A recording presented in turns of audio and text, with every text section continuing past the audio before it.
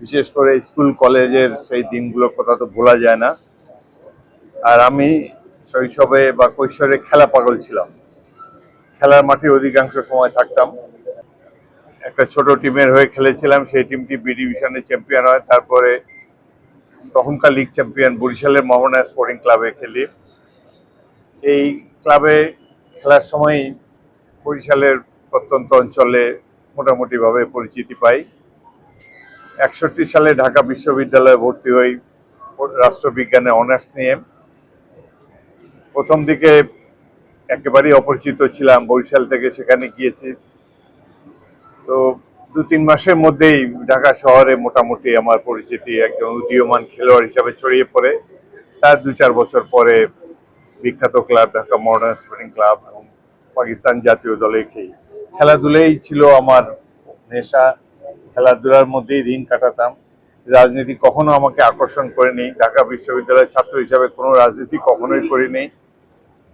পড়াশোনা শেষে সেনাবাহিনীতে গিয়েছিলাম। ভাগ্যক্রমে মুক্তিযুদ্ধে অংশগ্রহণ করার সুযোগ পেয়েছি এবং আমাদের জীবনের পরম গর্ব যে মুক্তিযুদ্ধে 71-এর মহান মুক্তিযুদ্ধে অংশ নিতে পেরেছিলাম।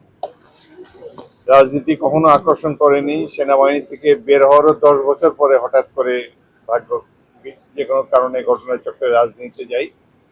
আমি আমার এলাকাবাসী লালমোহন এবং তজুমউদ্দিন ভোলার দুটি থানা, তাদের প্রতি খুবই কৃতজ্ঞ। তারা 7 বার আমাকে জাতীয় সংসদে নির্বাচিত করেছে, একবার স্বতন্ত্র প্রার্থী হিসাবে নির্বাচিত করেছে, কোনো দল ছিল না আমার তখন।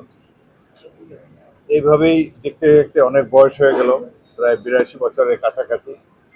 বরিশাল শহর স্মৃতিময় এক শহর। এখানে অলি গলি পাড়ায় সব জায়গায় বিচরণ ছিল। তখনকার দিনে ফুটবল খেলা হতো 4 ফিট হাইট, 4 ফিট 2 ইঞ্চি হাইট, নানান ধরনের প্রতিযোগিতা হতো। খেলাধুলার প্রতি মানুষের খুব আকর্ষণ ছিল। এখন সেই ধরনের উন্মাদনা, সেই ধরনের আকর্ষণ দেখি না। যুব সমাজ, কিশোর সমাজ, তারাও তাদের আগ্রহের কেন্দ্রবিন্দু অন্য স্থানে। তারপর রাজনীতি নিয়েও অনেক মাতামাতি তখনকার দিনে ছিল না। তখন খেলাধুলা, সাংস্কৃতিক অনুষ্ঠান, সন্ধ্যার পর গান বাজনা, এগুলো নিয়েই বরিশালের নাগরিকরা ব্যস্ত থাকতেন।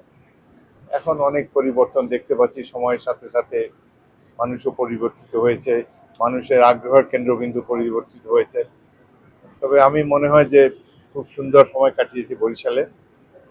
ছাত্র জীবন, বিশেষ করে স্কুল কলেজের এই যে সময়টা খুব পরিবর্তনটা, মনোরম ছিল। সেই পরিবর্তনে কি আমাদের সমাজ ব্যবস্থা ভালো হয়েছে নাকি আরো বেশি নেতিবাচক দিকে আগাচ্ছে বলে মনে করেন? দুটাই আছে। যেমন রাজনীতির প্রতি এখন বেশি আকর্ষণ মানুষের, ছেলেরা পড়াশোনা ছেড়ে রাজনীতির প্রতি বেশি আগ্রহী। তখন পড়াশোনার দিকে বা খেলাধুলার দিকেই ছাত্রদের আগ্রহ বেশি ছিল। আবার এই রাজনৈতিক আগ্রহের কারণে অনেক সময় এই বাংলাদেশটা স্বাধীন হয়েছে রাজনীতির আগ্রহের কারণে।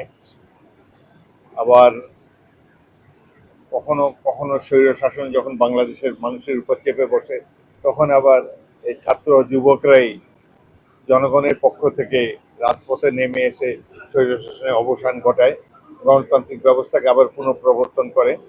তো গণতন্ত্র ছাড়া তো বাংলাদেশের মুক্তি বা সমৃদ্ধি অর্জন সম্ভব নয়। সেই দিক দিয়ে রাজনীতির এই একটা ভালো দিক আমি লক্ষ্য করেছি যে সাধারণ মানুষের সচেতনতা বেড়েছে, গণতন্ত্রের প্রতি তাদের ঐকান্তিক আগ্রহ বেড়েছে।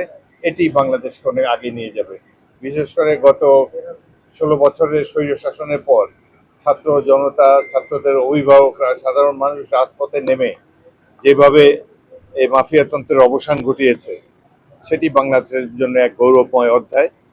এই দেশে গণতান্ত্রিক ব্যবস্থা আরো দৃঢ়ভাবে প্রতিষ্ঠিত হবে বাংলাদেশের মাটিতে, এটাই আমরা কামনা করি। এবং গণতন্ত্রের মাধ্যমেই আমাদের অর্থনৈতিক অগ্রগতি অর্জন করা সম্ভব বলে আমি বিশ্বাস করি।